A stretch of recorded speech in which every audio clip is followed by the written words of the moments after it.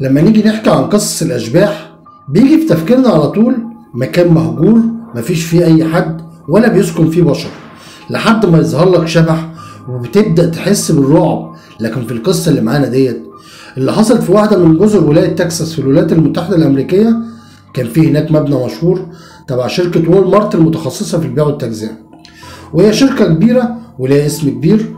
والمبنى ده تعود الموظفين والعمال اللي فيه انهم يشوفوا اشباح بتظهر لهم بوضوح، وخصوصا اللي بيشتغلوا بالليل. طب ايه هي قصة المبنى ده وازاي بتظهر فيه اشباح ل3 اشخاص كل يوم؟ كل ده واكتر هنتعرف عليه في حلقتنا النهارده، وقصتنا ديت حقيقية عن مستشفى القديسة ماري.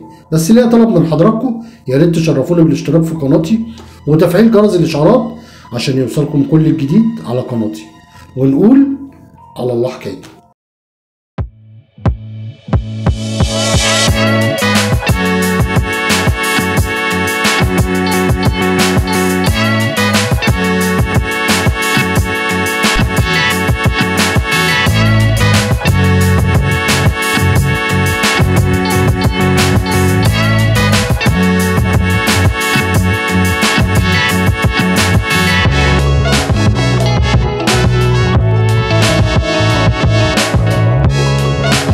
السلام عليكم اعزائي المتابعين والمشاهدين في كل مكان من كل انحاء العالم العربي. عاوز اقول لكم كل سنه وانتم طيبين بمناسبه شهر رمضان الكريم، وعاوز اقول لكم كمان ان هوقف طول شهر رمضان قصص الرعب عشان الشياطين بتبقى متكلبشه مش ناقصين، وهقدم لحضراتكم قصص عن شخصيات من التاريخ. ونرجع ونتكلم عن القصه اللي معانا. والقصه بتقول كانت ديت اول ليله لواحد اسمه جون في وظيفته الجديده اللي هي حارس امن، وكانت في مخازن شركة وول مارت، لأنه كان بيدور على شغل إضافي عشان يزود من دخله شوية. وكانت وظيفته حارس أمن مع أفراد أمن بالليل عشان حراسة المستودع. وكانت الليلة ديت برد جدا، عشان كده قرر هو وزمايله إنهم يشربوا الشاي ويتكلموا مع بعض شوية. ولكن وهم قاعدين بدأوا يسمعوا صوت ناس بتمشي بسرعة وتجري جوه المخزن.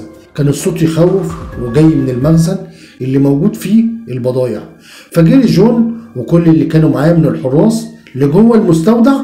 وهنا كانت المفاجأة، والمفاجأة ان هناك 3 اشباح، واحد منهم لشخص كبير والاشخاص التانية لاطفال، وكلهم مربوطين مع بعض بحبل واحد.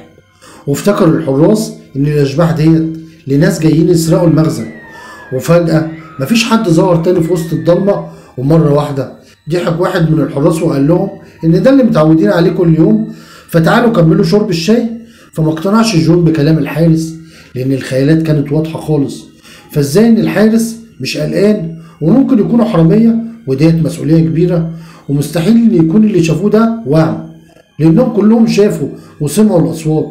وهنا رد عليهم واحد من الحراس وكان سنه كبير في العمر واسمه ويليام، وكان من الحراس القدام وبقاله سنين في الشغل في مخازن وول مارت من حوالي 20 سنة في المكان ده. وقال لهم الموضوع مش خطير. ولاحظ جون ان الراجل ده ما قامش جري معاهم لما سمعوا الاصوات والخطوات بتاعت الاشباح. وهنا اتكلم ويليام بعد ما ولع السيجاره وبدأ يحكي ليهم الحكايه من البدايه.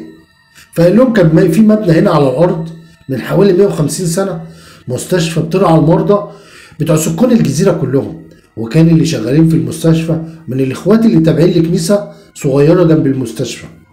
وكانت المستشفى فيها قسم بيرعى الاطفال اللي توفى اهلهم ومفيش ليهم حد يرعاهم. وفي الوقت ده كان منتشر وباء اسمه الصفرة. وهنا قررت القديسة ماري انها تقوم برعاية الاطفال دول، وانها تنقلهم لمبنى صغير لوحدهم عشان ما يتعرضوش للعدوى من الوباء ده. فقررت انها تبني ليهم مبنى بيطل على شط البحر. وفعلا كان مكان جميل للاطفال لان هواه منعش وصحي طول السنة. وكانت الراهبات بتتولى رعاية الاطفال، وكمان بتتولى تسليم اي مساعدات من الاهالي لتدعيم الاطفال دول. وفي يوم من الايام قررت القديسة ماري انها تروح بالعربية بتاعتها لوسط البلد عشان تشتري شوية حاجات من اكل وشرب وادوية. ولما وصلت لوسط البلد اتقابلت مع صديقة ليها وقعدوا مع بعض يشربوا الشاي. ولما جت تقوم عشان تمشي قالت لها صاحبتها واقنعتها ان في عاصفة هتقوم ولازم تفضل الليلة ديت عندها عشان ما تتعرضش لاي خطر. لكن القديسة ماري اصرت انها ترجع بسرعة عشان توصل للاطفال دول كل اللي محتاجينه من اكل وادوية. وفعلا قدرت القديسة ماري انها توصل للمبنى بالليل، وفعلا وصلت اخبار بتأكد ان في عاصفة شديدة جدا هتضرب الجزيرة. وبدأت ماري واخواتها يعملوا كل حاجة عشان العاصفة، وبدأ يسدوا كل شباك وباب بخشب.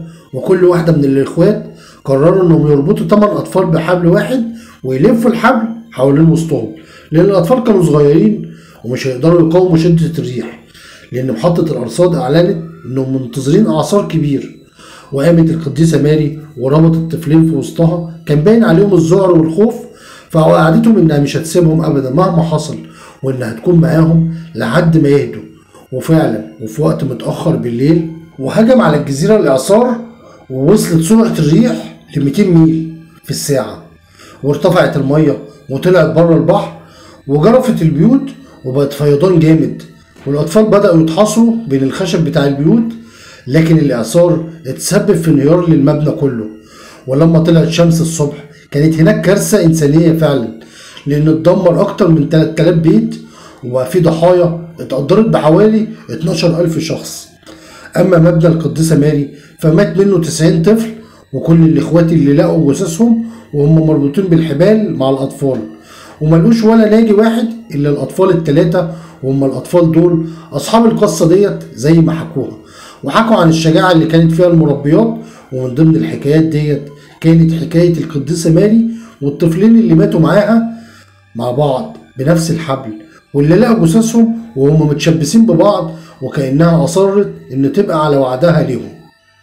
ومن ساعة الحادثة ديت وهي بتظهر كل ليلة في نفس المكان اللي تم بيع الأرض فيه أكتر من مرة، لحد ما وصلت لمجموعة شركات وول مارت اللي قامت ببنى مخازنها عليها. واللي بيشتغل في المكان ده لازم يشوف المنظر ده كل يوم بالليل، ويعرف إن ديت أرواح القديسة ماري والأطفال اللي معاها.